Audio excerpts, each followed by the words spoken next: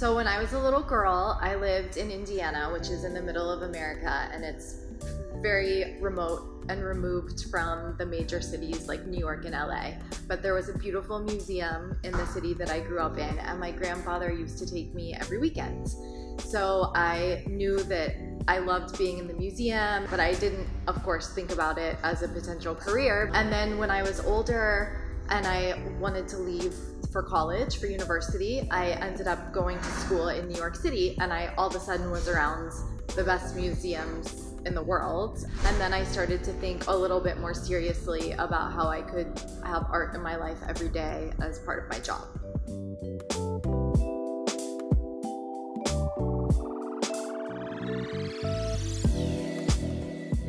Well, I think originally I was attracted to paintings that were just really pretty. Like I loved Impressionism and, Picasso, the paintings that we all learn about when we're little kids, or if you take art history class maybe in high school. But then as I got older, I was more and more attracted to art that was maybe more conceptual and more about ideas and less just about pretty colors and stuff like that.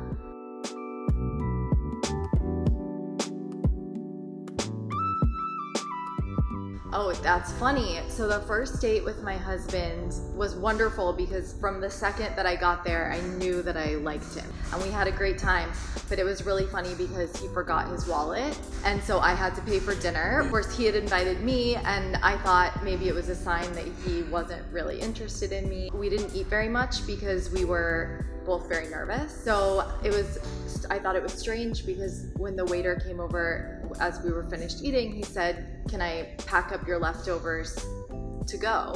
And my husband said, "Oh yeah, I'll take everything." So I had to pay for dinner, but he took all the leftovers home, and I was like, this is so weird. But then the next day, I was sitting in my office and I was telling my girlfriends at work, I had the weirdest date last night. I really liked him, but then he said he forgot his wallet and he couldn't pay for dinner. And as I was telling them the story, the front desk of my office called me and they said, "There's a messenger here." And I went downstairs and he had taken all of our leftovers and he made sandwiches for me and he put money in the box to pay me back.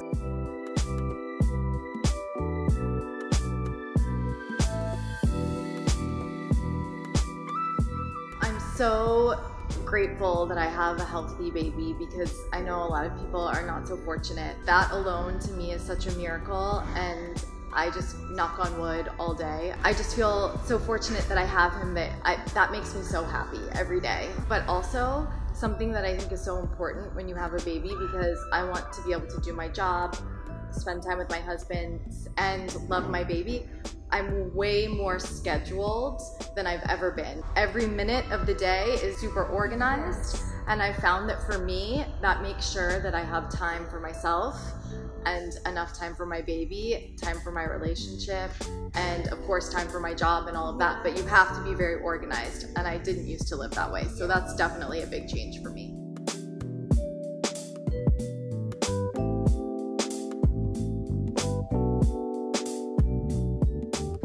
Well, I think it's definitely having a glass half full attitude and always looking at the happy parts of your life. I mean, after I had my baby, I had postpartum depression really badly, and I think a lot of women suffer from that and they don't talk about it.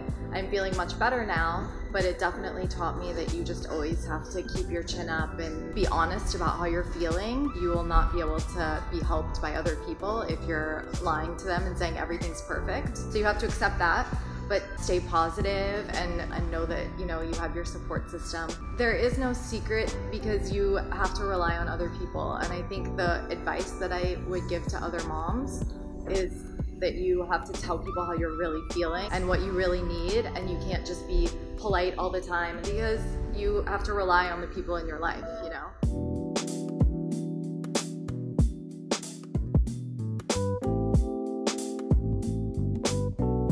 I love exercising.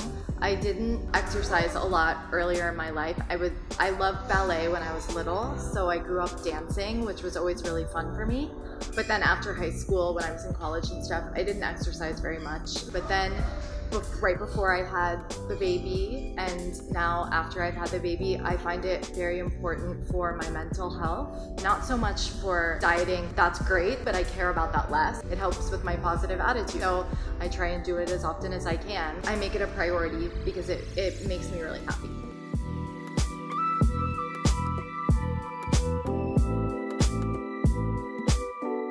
Oh my gosh, well, there are so many delicious places in New York, but I love where we are today. Chinese Tuxedo is fabulous. It's delicious for dinner, and also their club downstairs is really fun for drinks after dinner.